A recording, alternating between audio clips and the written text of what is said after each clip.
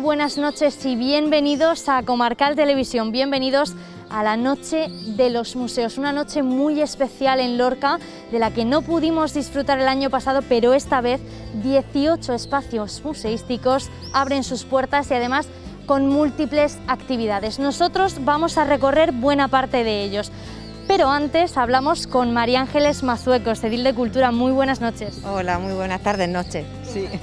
Imagino que mucha ilusión, que podemos volver a celebrar la Noche de los Museos. Pues sí, la verdad que diferente a lo que teníamos planificado el año pasado, lo hemos retomado, hemos cambiado sobre todo la actividad que había en las calles porque por las medidas anti-COVID evidentemente no podíamos hacer actividades en las que no pudiéramos tener controlado a toda la gente que podía asistir. Pero bueno, se han abierto, como tú dices, 18 espacios. La gente tenía muchísimas ganas de imaginar y de idear nuevas ideas para este año tan especial, y con todas las medidas, con turnos, con aforos, con medidas anti-COVID, pero está siendo la verdad que muy bonito poder reencontrarnos en nuestros espacios. Esta edición trae algunas novedades, por ejemplo, la Casa del Artesano es la primera vez que participa, ¿no? Así es, sí, este año ya, el año pasado iba a ser su inauguración, pero este año, al final ha sido este año.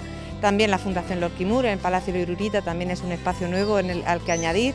El Fondo Espín que firmó un convenio la CAM con el Ayuntamiento, también lo tenemos abierto con una exposición de Pedro Serna. Y pues evidentemente cuanto más espacios mejor, y para que la gente disfrute y pues, sobre todo eso, que pasen una tarde tranquila con la seguridad de que está todo controlado, y pues es una tarde diferente de sábado. Esperamos que otros sitios se conviertan también en museo, por ejemplo el Museo Ciudad de Frontera en la Iglesia de Santa María. ¿Cómo va este proyecto? Pues bueno, ese proyecto están ultimando lo que es la actuación la que venía ahora, que es la de la consolidación del edificio. Ya se hizo, ahora están terminando lo que es el atrio exterior, van a hacer bastantes mejoras en el interior, y luego ya quedará la parte de finalización del edificio interior, la de musealización, que eso durante este año vamos a ver si trabajamos y conseguimos, sobre todo la parte económica, que es siempre el mayor problema, para poder tener el año que viene un espacio nuevo que añadir a esta Noche de los Museos, como va a ser el Cifrón. Pues esperamos que sí. Muchísimas gracias por dedicarnos estos minutos. Nada, a vosotros, y espero que hayáis pasado una tarde-noche muy bonita, una tarde-noche diferente, pero es verdad con muchísima ilusión. Claro que sí, pues vamos a mostrarles a nuestros espectadores ese recorrido que vamos a hacer, y comenzamos de la mano de Mari Carmen Armesto, que está en un lugar emblemático de la ciudad, en el Huerto Ruano. Sí, estamos en el Palacete Huerto Ruano porque aquí se puede visitar la exposición Renacer. El martes pasado, el pasado 11 de mayo, se cumplían 10 años de los terremotos de Lorca, y en esta exposición se muestra la recuperación de la Ciudad del Sol. Así que si os parece bien, vamos a conocerla.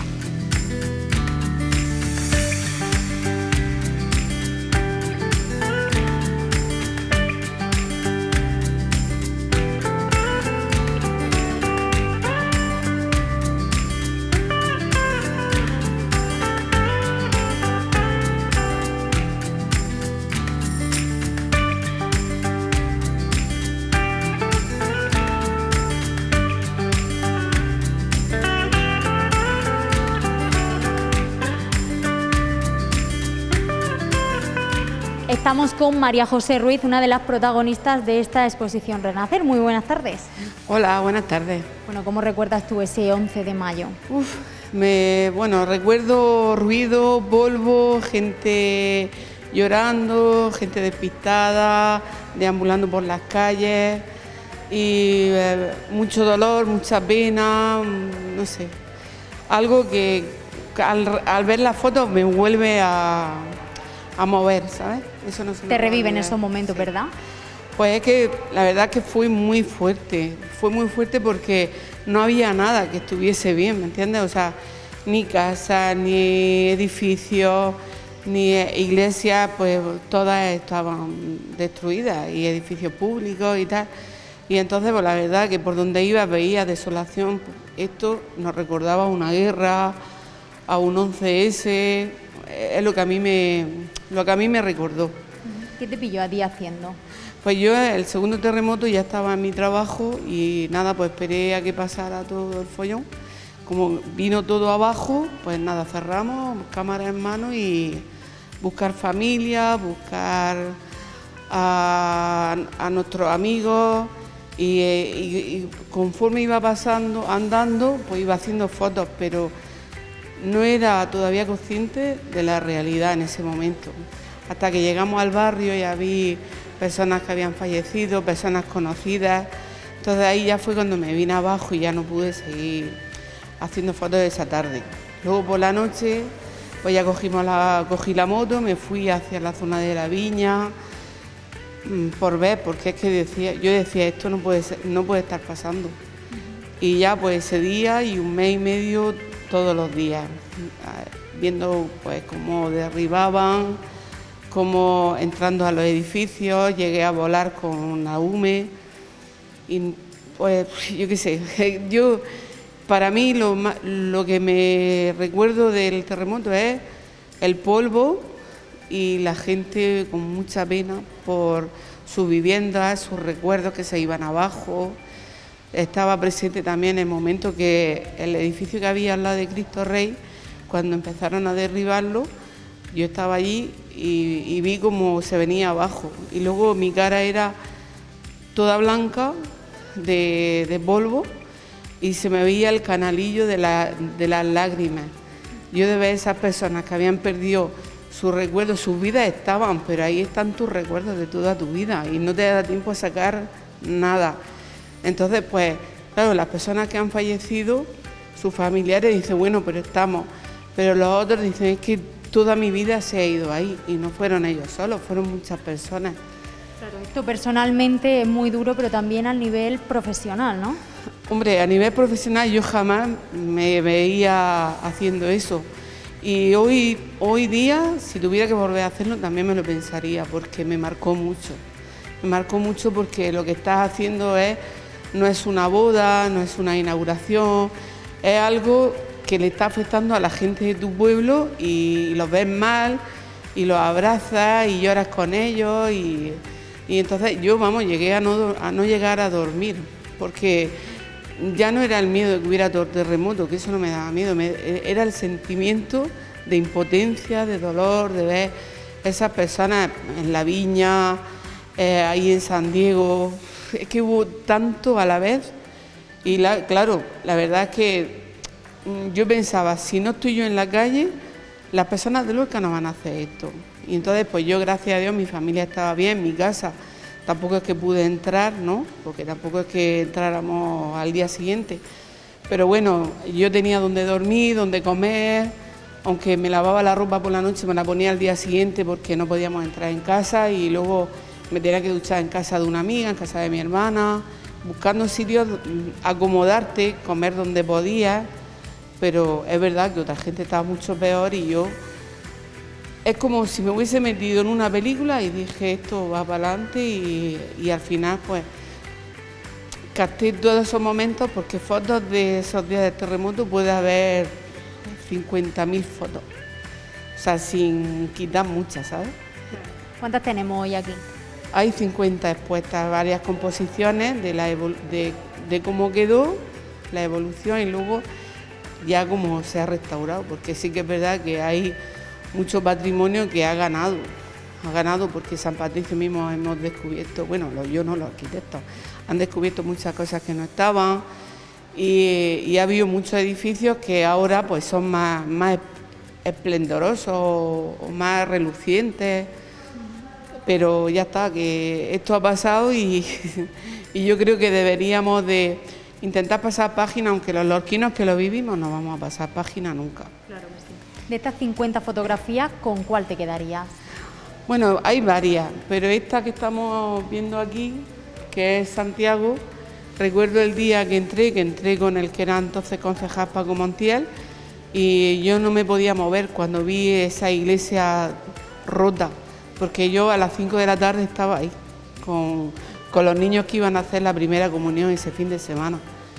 Y entonces pues dices tú, Dios, de lo que nos hemos librado, porque fallecieron gente, pero es que muchas personas, pero porque una ya es mucho, pero es que podía haber sido mucho más grave porque estábamos todo el mundo en la calle, cayeron muchas cornisas, luego el edificio que cayó en Chaflán haciendo bocadillos, había personas dentro, esas personas podían haber fallecido.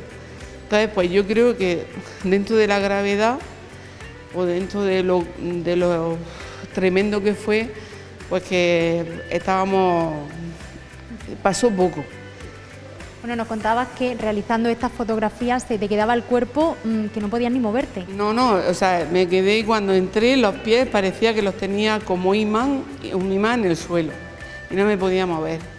También me pasó con San Francisco, cuando entré y vi todas las tallas, luego los azules estaban sacando las tallas a la calle y esa imagen de ver todas las imágenes con las que tú luego estás en Semana Santa, que las tienes como adorando y luego las ves en la calle ahí con un plástico y dices tú, qué pena. ¿Qué significa? No, y el castillo, por ejemplo, cuando subí, pues también me quedé así un poco impresionada, porque es que un edificio o un monumento tan impresionante, verlo roto, pues se te queda así mal cuerpo.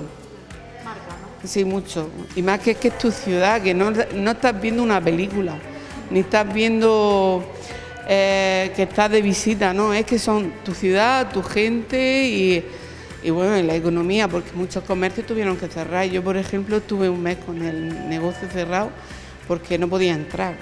Y hasta que volvimos a recuperarnos del susto de todo, pues se pasa mucho. Por lo menos 6 o 7 meses la gente no volvió a un estado medio normal, porque bueno, luego pasó mucha gente que no tenía sus viviendas y todo eso, pero yo hoy día me creo que fue una película. Bueno, hoy en día han pasado ya 10 años. ¿Qué significa esta exposición, ver estas fotografías para ti? Bueno, para mí esta exposición ya se hizo en el 2018 con motivo del libro de Lorca ayer y hoy, y entonces el ayuntamiento pues le pareció que estaba bien rememorar la exposición y me le pidieron las fotos y yo se las cedí. Y solo hemos hecho 2 nuevas, que son las del castillo, que están en la otra sala, y en las próximas exposiciones que se hagan pues iremos aumentando porque hay muchas más fotos que no están expuestas. Pues muchísimas gracias, María José, por llevarnos a esta historia que, bueno, por desgracia a ti también te tocó fotografiarla, ¿no? Sí, la viví en primera persona y la verdad que jamás hubiese querido hacer este tipo de trabajo. Pues muchísimas gracias. A vosotras.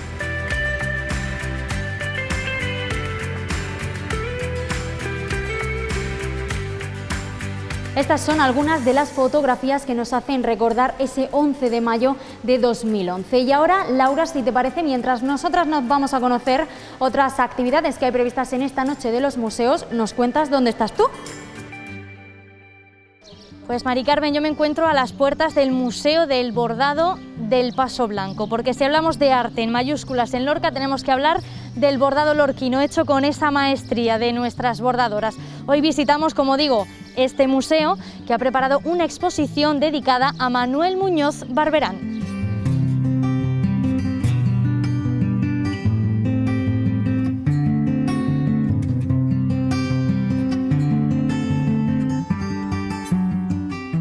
Estamos con Juan Andrés Ibáñez, director del museo. Muy buenas noches. Hola, buenas noches, ¿qué hay? La primera pregunta es obligada. ¿Quién era Manuel Muñoz Barberán? Bueno, Manuel Muñoz Barberán, aparte de un lorquino insigne, de un gran pintor para el Paso Blanco, fue un director artístico que revolucionó el bordado en su momento. Estamos hablando del último tercio del siglo XX, pero fundamentalmente su actividad se desarrolla entre principios de los 70 y principios de los 80. En esa década, Manuel Muñoz Barberán dirige bastantes bordados para la cofradía y sobre todo lo revoluciona por su concepción.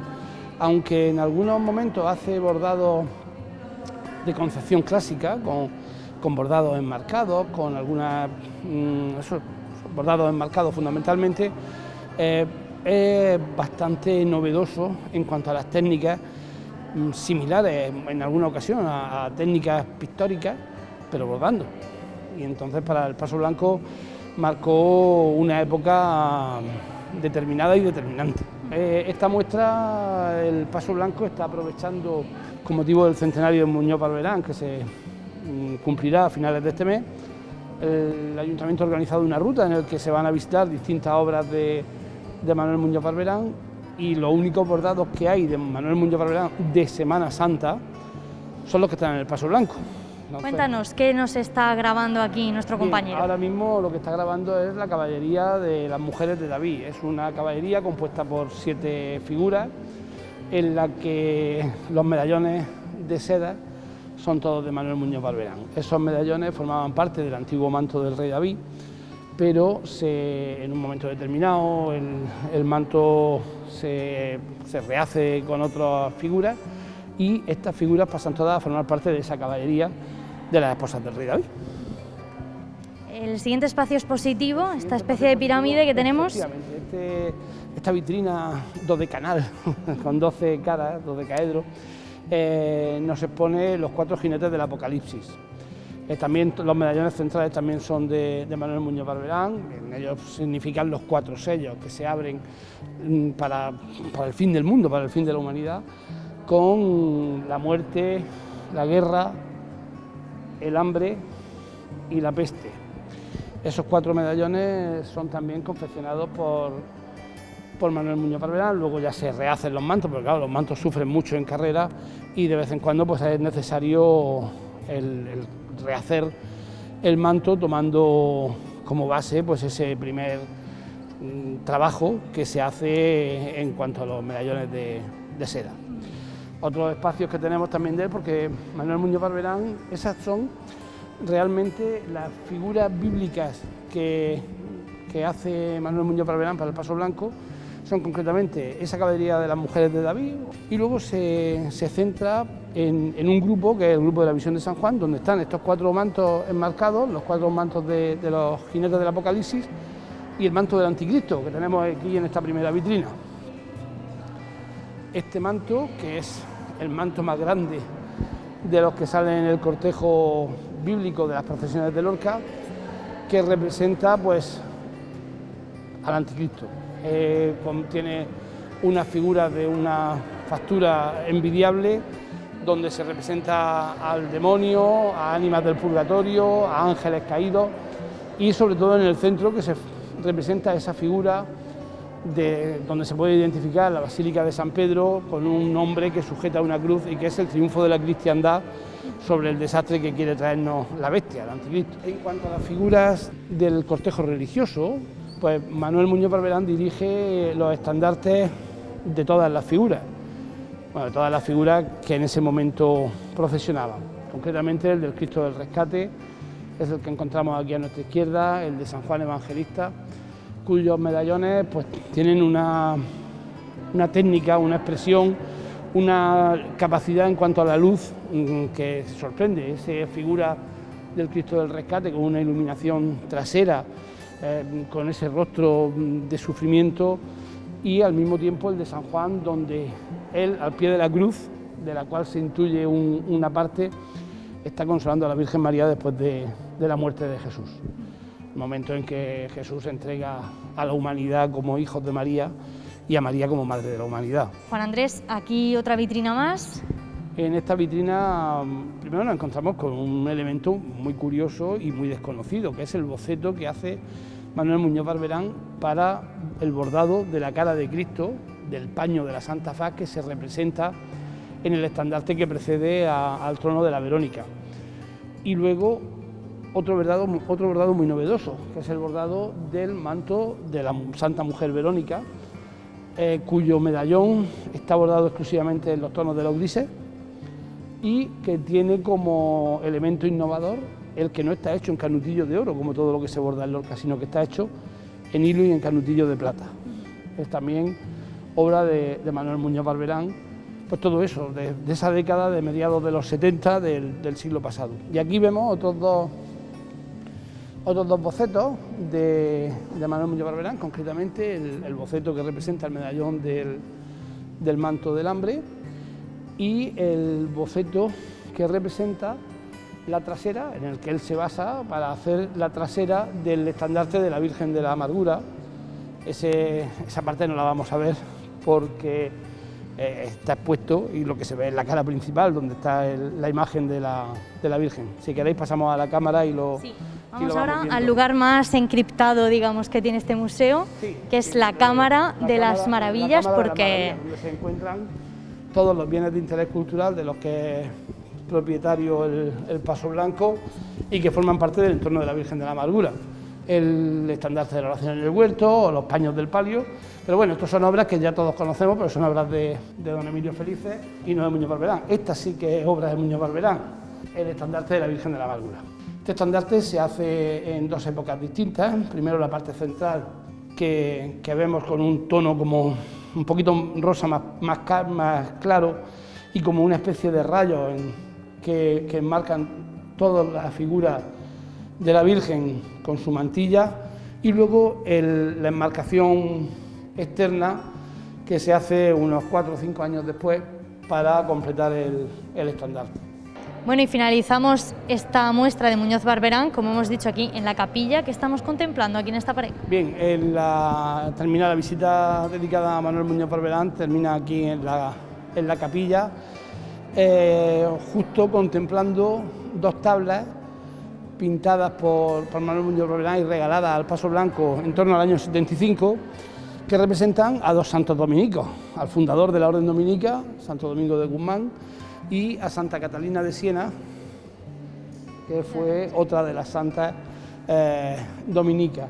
Cada uno de ellos lleva algunos de los atributos que le corresponden a la orden de predicadores, con el crucifijo en la mano, con el rosario como lo lleva al cuello Santo Domingo, o con un templo o el libro y el estandarte de la Orden Dominica. Bueno, son las obras que Muñoz Barberán regala en un momento en que la capilla estaba aún sin restaurar, porque bueno, los pasos del tiempo la capilla había sufrido mucho y estaba bastante deteriorada, y estaba sobre todo falta de completar en cuanto a imágenes, y Manuel Muñoz Barberán regala estos dos cuadros para ayudar y aportar a la decoración de la capilla. Para que disfrutemos en días como hoy y todos los días del año, puesto que la capilla puede visitarse en la visita que se realiza en cualquier momento al museo, y luego pues todos los domingos cuando hay celebración eucarística, que está a los pies de la capilla y se pueden contemplar perfectamente. Y no son obras demasiado conocidas como de Manuel Muñoz Barberán, se ven aquí, pero sí, es de las que nosotros nos gusta explicar y señalar cuando estamos haciendo la visita de todo el conjunto. Pues Juan Andrés, muchas gracias por la visita. A vosotros siempre y a vuestra disposición. Gracias. Increíble como siempre el bordado lorquino. Esperemos que próximamente pueda proclamarse Patrimonio Inmaterial de la Humanidad, porque de verdad que lo merece. Vamos ahora a ver dónde se encuentra Mari Carmen Armesto. Pues ahora nos hemos venido hasta el Centro Cultural Espín, porque aquí el prestigioso acuarelista murciano Pedro Serna ha presentado su exposición Aguadas, una exposición en la que se aborda la temática paisajística, el baile, el flamenco y también la tauromaquia. Vamos a conocerla.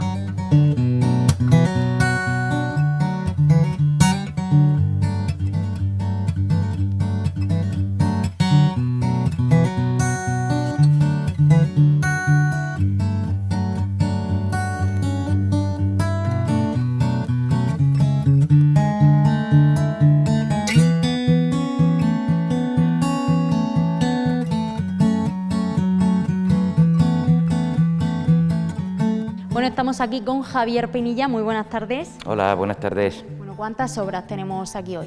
Pues 56 obras del pintor Pedro Serna, fundamentalmente pintadas con acuarela, con la técnica de la acuarela, aunque hay también 3 óleos muy destacables, fundamentalmente uno de ellos, porque fue pintado en el año 1976, junto al que fuera maestro, por decirlo de alguna manera, aunque Pedro Serna es un pintor autodidacta, pero sí se fijó mucho en la obra de su amigo Ramón Gaya, y esa obra concretamente fue pintada ese óleo en Archena en el año 1976, en compañía del recordado Ramón Gaya. Bueno, estamos hablando de Pedro Serna, pero bueno, para aquel que no lo conozca, ¿quién es Pedro Serna? Bueno, pues Pedro Serna ahora mismo es uno de los mejores exponentes de la pintura regional. Es fundamentalmente, como he dicho anteriormente, es un acuarelista, pero además es un acuarelista del natural, es un pintor que le gusta pintar al aire libre y reflejar en sus obras la luz de ese momento del día, de ese día determinado, y además en su obra pues destaca también un poco una denuncia al urbanismo excesivo, ¿no? En su obra pues podemos contemplar paisajes y perspectivas de la naturaleza que ya no se pueden ver, ¿no? por la masificación o por las nuevas construcciones que han ido surgiendo a lo largo del tiempo. Pedro Serna ha estado varias veces en Lorca, pintando en Lorca, y ha podido reflejar en 4 de estas 56 obras diferentes paisajes de Lorca.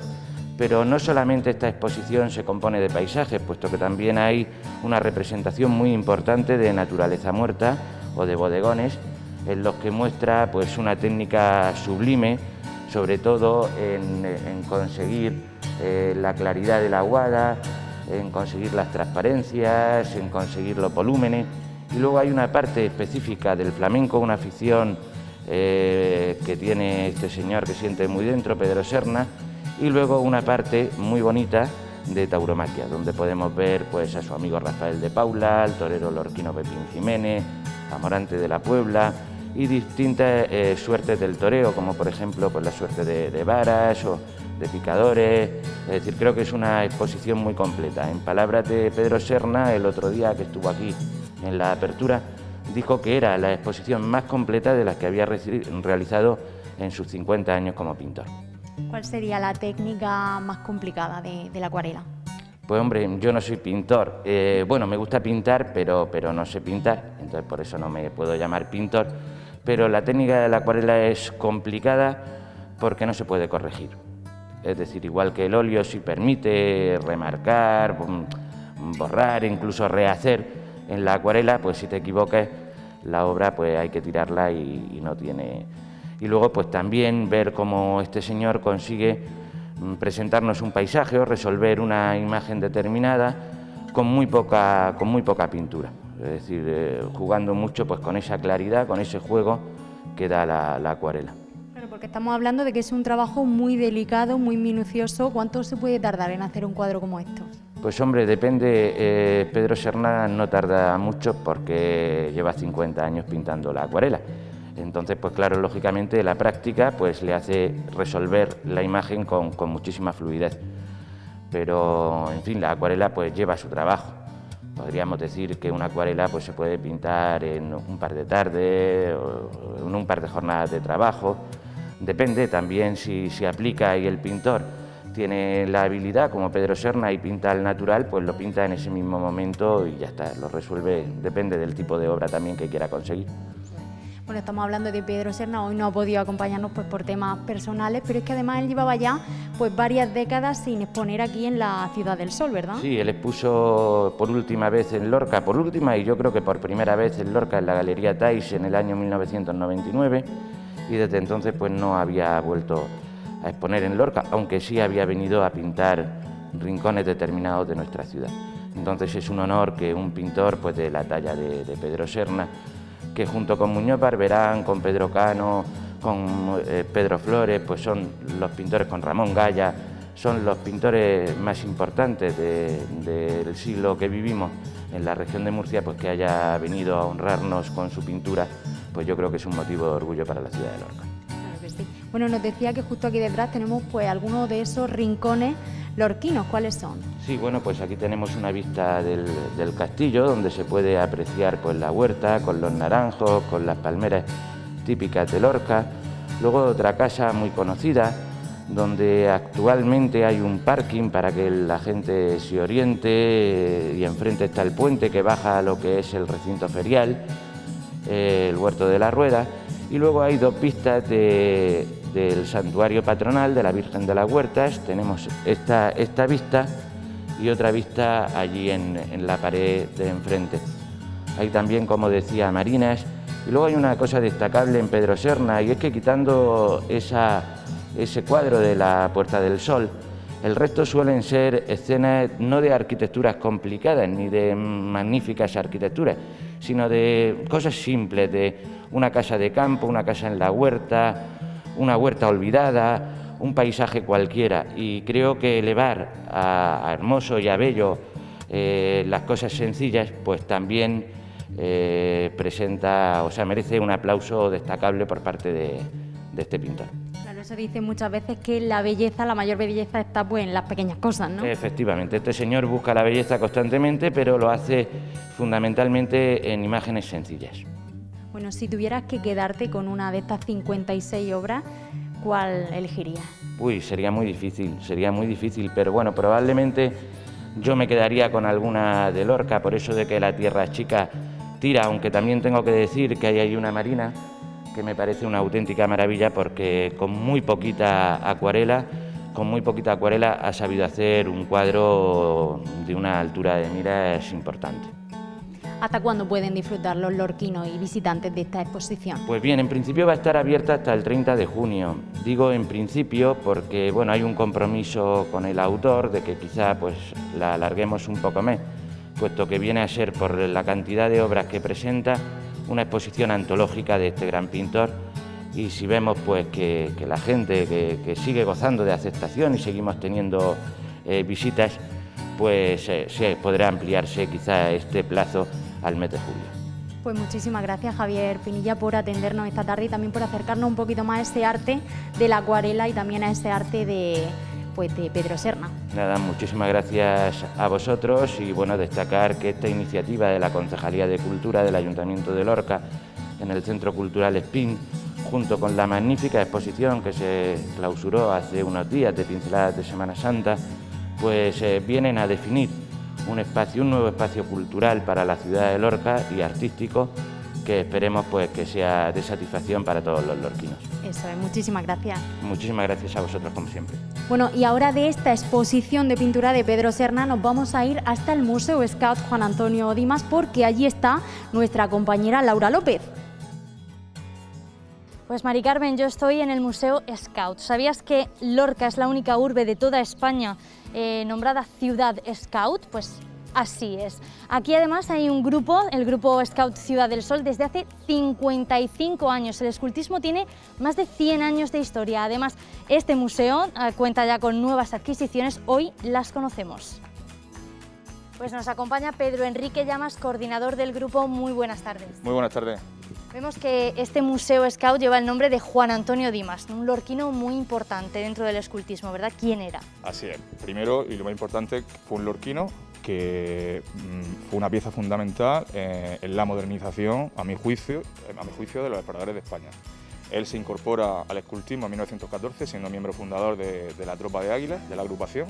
En Lorca nunca ejerce como explorador, pero lógicamente su impacto se da cuando se marcha a Madrid por cuestiones laborales, y ahí se hace cargo de la Tropa de los Exploradores de Madrid. Y su formación es licenciado en Derecho, pero trabaja con menores. Y es el primer señor, el primer explorador, que habla de pedagogía scout. Es decir, en una primera etapa, cuando se fundan los scouts, los exploradores de España, en 1912, hay una primera etapa en la que hay una influencia muy grande del ejército y todos son pues paseos militares, marciales, y no hay un sustrato educativo grande. Juan Antonio Dimas es el primero que habla de pedagogía scout y entendemos que se genera lógicamente un primer paso para que el escultismo cumpla el objetivo principal que Baden-Powell, el fundador en 1907, tenía en mente, que era el de desarrollar en todo lo posible, en todos los aspectos, a los muchachos. Una labor muy importante que vamos a ver hoy reflejada en este museo, así que si te parece, comenzamos la visita. Pues, bienvenido. El museo, lógicamente, está compuesto por los 50 años de historia, o los más de 50 años de historia que tiene Ciudad del Sol, que gracias a la buena gestión hemos podido conservar muchas de las cosas que tenemos. Invito a vuestros televidentes a que si tienen algún recuerdo y quieren donarlo, cualquier día, tienen las puertas del museo abiertas y la del Grupo Espacio Ciudad del Sol. Y lógicamente que nos cuenten la historia que tiene esa foto o esa pieza, porque es lo que más nos interesa, ¿no? Y lógicamente lo más importante es que la familia Couto Dimas y Dimas Rebel, que son las dos líneas que deja Juan Antonio Dimas, donaron generosamente todas las piezas que conservaban de Juan Antonio Dimas.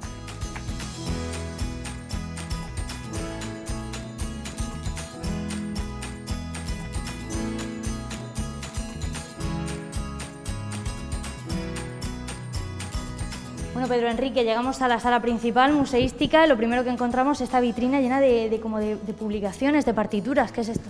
Pues esta es una de las piezas de las vitrinas con mayor importancia pedagógica de Juan Antonio Dimes. Aquí está su primera etapa como escritor aficionado y colaborador de periódicos de prensa local y algunos de sus artículos manuscritos, y luego toda parte de su producción de Los Exploradores.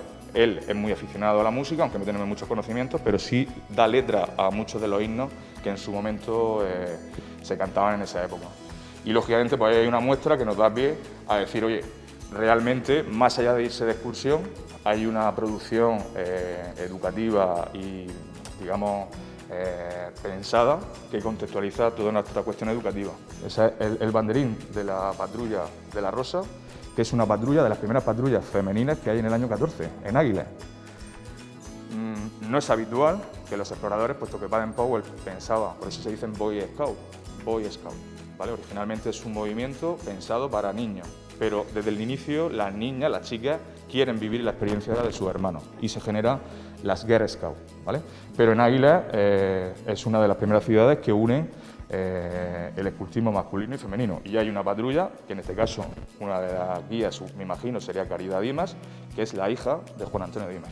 Y ese es otro banderín original, que es el de la patrulla Milano, que es donde bajo ese banderín, esa patrulla, aglutina un grupo de amigos y de amigas que trabajan durante todo el año. Y estos son una copia de unas acuarelas del año 17 y 18 del campamento de los exploradores en Serra Espuña. Esto fue un chico madrileño que en los primeros campamentos inmortalizó. Las originales están en el Museo Scout de Madrid, que es una sala que depende de los exploradores de Madrid, y nos hicieron entrega de una copia que bueno, pues nos hizo mucha ilusión. Y ahí, por ejemplo, arriba podéis ver el escudo de armas que le regalan a Lobo Gris, que es el tótem que tiene Juan Antonio Dimes. En el escultismo hay mucha simbología. Y Lobo Gris tenía un día en cada uno de sus campamentos. Estaba dedicado uno de los días, en este caso el 31 de julio, se dedicaba al jefe, digamos, a Juan Antonio Dimes, y todo el día pues Juan Antonio Dimes daba jornadas, actividades en las que mostraba su conocimiento, o se hacían actividades deportivas donde los chicos pues un poco llenaban la vida de ese campamento de 15 días. Todo el escultismo está cargado de simbolismo. El logotipo del museo es el logo, el ideograma que tiene Juan Antonio Dimes. Si os fijáis, JDA y la imagen de un lobo, ¿vale? A raíz de eso intentamos explicar con todas estas cintas que antiguamente eran las divisas. Las divisas, los niños eligen los colores de su patrulla y un tótem, un animal. Por ejemplo, la patrulla Cóndor tiene unos colores asignados, ¿no? O la patrulla León, el amarillo y el rojo. Pues esos chicos durante todo un año mantienen esa patrulla. Hay grupos que tienen las patrullas históricas, como es el caso del Ciudad del Sol, que a lo largo de la historia, en los 40 o 50 años, nosotros tenemos la misma patrulla en esos 50 años de vida. Sin embargo, otros grupos de scouts lo que hacen es que esos chicos, con el libro de escultismo para muchachos y la metodología educativa que seguimos, es que elijan un animal. Y esas cintas, que serían las de patrulla, en muchos grupos, como es el caso del Ciudad del Sol, eran como la forma de entregar los premios o los recuerdos de un campamento. Entonces aquí tenemos cintas bordadas desde el año 69, el año 70, hasta la actualidad, que el Grupo Scout Ciudad del Sol sigue usando las cintas como recuerdo en sus campamentos de verano. Lógicamente pues tenemos muestras de los distintos uniformes. Como veis, yo he visto el uniforme actual de Scout de España, pero el original viene de un uniforme con tintes militares. Lógicamente Baden-Powell era militar, y en todo el mundo se había seguido una línea de uniformidad con una camisa khaki y unos pantalones cortos, que adaptados a la temperatura de cada país, a la climatología, lógicamente este es el uniforme básico que tiene. La enseña arquetípica del movimiento Scout, esta es la que nos representa a todo el movimiento Scout, que son más de 50 millones, pero a lo largo de la historia se han ido, por ejemplo en Scout de España, hasta el año 80, 78. Siempre listo, pone. Efectivamente, ese es el lema del Scout, siempre listo para servir, con alguna modificación. Y esta flor de lis de Santiago, para mí, lógicamente, la más bonita de toda la época de la imagen del Scout de España, ha sido esta. Si te fijas, esta tiene una representación con el primer guión de grupo del año 69 del Ciudad del Sol. Y lógicamente hay una impronta muy grande, como podéis ver, pues el mayor reconocimiento que una ciudad por su labor puede darle a una entidad es la medalla de oro, que lógicamente, pues, como no podía ser de otra manera, preside el museo y es una forma también de explicarle a nuestros chicos y chicas la importancia que tiene el escultismo a nuestro juicio. No somos objetivos. Decíamos antes que hay nuevas adquisiciones en el museo y algunas están aquí. Todos estos son objetos que pertenecieron a Juan Antonio Dimas. El más importante, el único personaje en todo el escultismo mundial que yo conozco, que tiene 2 lobos de plata, que es el mayor reconocimiento para un scout, es Juan Antonio Dimas, que tiene el lobo de plata español y el lobo de plata inglés, al contrario. El de la cinta de 2 colores sería el inglés, que se lo concede Baden-Powell, ahí es una copia de su certificado en el año 40, cuando decide dejar el escultismo y la jefatura, y en el año 33 Alfonso XIII se lo impone a Juan Antonio Dimas, que unos años antes le había dado el rey Alfonso XIII la llave de gentilhombre a Juan Antonio Dimas, para cuestiones de juventud. Es decir, Juan Antonio Dimas era un asesor de la Casa Real en cuestiones de juventud. Por eso la llave de gentilhombre significaba que el rey le daba la llave de sus aposentos, de palacio, para tener acceso cuando él quisiera, ¿no? Lógicamente una cuestión simbólica. En principio casi todas las monarquías están unidas al escultismo, por incluso sus hijos o los príncipes o los actuales monarcas han sido miembros de los scouts. Alfonso XIII, sus hijos pertenecieron a los exploradores de España y fue uno de sus mayores mecenas y protectores. Y podemos ir avanzando pues con distintas cuestiones, como me preguntaba, con las adquisiciones que hemos hecho con los fondos del Ciudad del Sol. Esa medalla, que es una réplica de la medalla que se entregaba a los participantes de los campamentos de Sierra Espuña, hay una evolución que es muy poquita, que son la que hace referencia a la flor de lis que está encima de la medalla, de la parte circular. ¿Por qué? En ese caso, por ejemplo, es la medalla que corresponde a la etapa republicana, ¿vale? La anterior a la etapa republicana. En la etapa republicana, la flor de lis, pues, lógicamente, estaba un poco perseguida por ese vínculo de la monarquía, y no teníamos una copia de esa medalla y se adquiere en un anticuario, en un coleccionista, y lógicamente pues tenemos la suerte de tenerla ahí. Y coincide en esta fecha sobre ese libro, que es el libro de actas de la tropa de los exploradores de Lorca del año 33, del año 33-34, que se extiende hasta el año 40, en el que se prohíbe el escultismo. Entonces, esta vitrina representaría la segunda etapa del escultismo lorquino, ¿vale? Con los exploradores. Vamos avanzando y, en principio, lógicamente, el fundador del grupo Scout Ciudad del Sol es Juan Alcolea, y es el primer jefe de grupo, que como antiguamente se denominaba, aunque a mí también me dicen jefe, ¿no?, por la tradición, pero bueno, yo en principio ya somos asociación y soy presidente, coordinador presidente, pero bueno, el primer jefe de grupo es Juan Alcolea, y aquí tenemos el uniforme, que como puedes ver, tiene un gran parentesco, un gran parecido a la guerrera militar que se llevaba. Con este uniforme, Juan Alcolea participa en la recepción, en la visita de los príncipes, la reina Sofía en ese momento, la princesa Sofía y Juan Carlos, que hacen una visita a Lorca después de las inundaciones, y con este uniforme lo recibió o intentó recibirlo. Y aquí, lógicamente, pues ya son vitrinas donde cada uno de los elementos que tenemos tiene una intrayectoria, ¿no? Esta es la famosa pañoleta bordada por el grupo Scout Ciudad del Sol, que no consiguen entregárselo a sus príncipes. Hay un dicho que es que el scout nunca deja nada a media, y en varias ocasiones se ha intentado entregar esa pañoleta a la Casa Real, pero bueno, al final, lógicamente, se ha quedado en el museo como una muestra también y una excusa de decir, oye, como veis, la reina Sofía ha sido scout en Grecia, no lo conseguimos, pero un scout siempre intenta no dejar nada a media, ¿no?, de todo lo que emprende. Estas mesas expositoras, lógicamente, muestran la gran riqueza de insignias que en el escultismo se usan. Aquí hay insignias que se dividen en conmemorativas. Cuando se hace un acto importante se suelen hacer insignias conmemorativas, y luego otras insignias que, puestas en la manga, indican la progresión educativa o la sección por edad que los chicos y chicas tienen en cada momento, ¿vale? Aquí, lógicamente, sería interminable contar la historia de cada insignia, pero, por ejemplo, poneros estas 4 insignias serían 4 insignias que diseñan los niños del Ciudad del Sol, en este caso las patrullas de la tropa Flecha Roja, Patrulla León, jaguar, delfín, gamo, y si mirase en aquella mesa de las divisas, mantienen los mismos colores. Como anécdotas, pues bueno, al final todo tiene una... Me puedo extender muchísimo, pero por ejemplo, esta enciclopedia nos la manda a la familia desde León, la enciclopedia de Juan Antonio Dimas, en algunos casos llena de anotaciones manuscritas, y contamos como anécdota que cuando Juan Antonio Dimas fallece, se la da a sus hijos, a una de las hijas, y le hace prometer que van a seguir manteniendo durante el resto de su vida la actualización. Por eso hay tomos, que en este caso la enciclopedia es Pasacalpe, que lógicamente, pues bueno, una de las más importantes, estuvo mandándole a la familia, o la familia estuvo adquiriéndola, y como anécdota, un año después de inaugurar el museo, en el año 2014, la familia nos contacta diciéndonos que Pasacalpe iba a mandar el último volumen de esta enciclopedia, y que lógicamente, atendiendo a esa promesa que le dieron al abuelo, como ellos dicen, pues nos mandaron el último tomo de la enciclopedia Pasacalpe.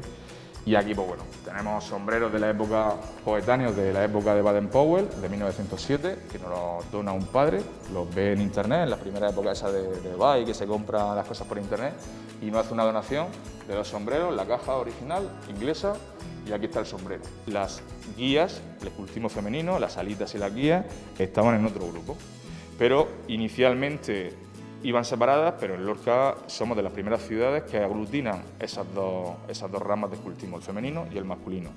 Y nos convertimos en el año 74, creo recordar, en el primer grupo, o de los primeros grupos, que hacen coeducación. O sea, nosotros desde el año 70 ya estamos coeducando tanto a niños como a niñas. Y era importante mostrar, aquí está el babi de trabajo, no era su uniforme, el uniforme era, pues, llevaban falda. Y luego la importancia que tenemos el museo y el grupo Scout de, aquí son algunas de las incorporaciones, de buscar con la ayuda, por ejemplo, del archivo municipal, de esta fotografía es de un padre y un hijo, de los exploradores del año 14, creemos que está datada del año 17, de Pedro Menchón, y esto es un óleo original que hemos conseguido de un anticuario de Barcelona, que lógicamente, una vez que hemos estudiado los detalles del uniforme, sabemos que es un explorador, un rover de 1920, entre el 14 y el año 20, por precisamente esta imagen simbólica de la progresión, ¿vale?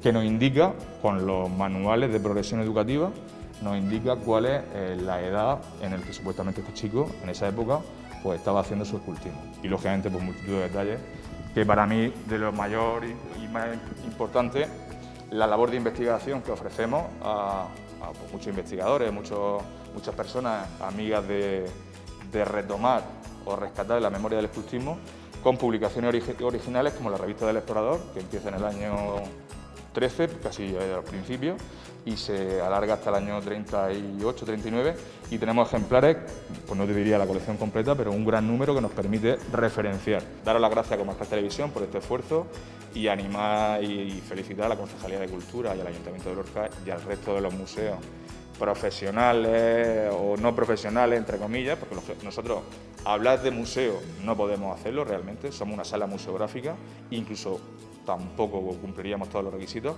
pero sí coger el legado de los grandes museos de Lorca esta noche para conocerlo y disfrutarlo.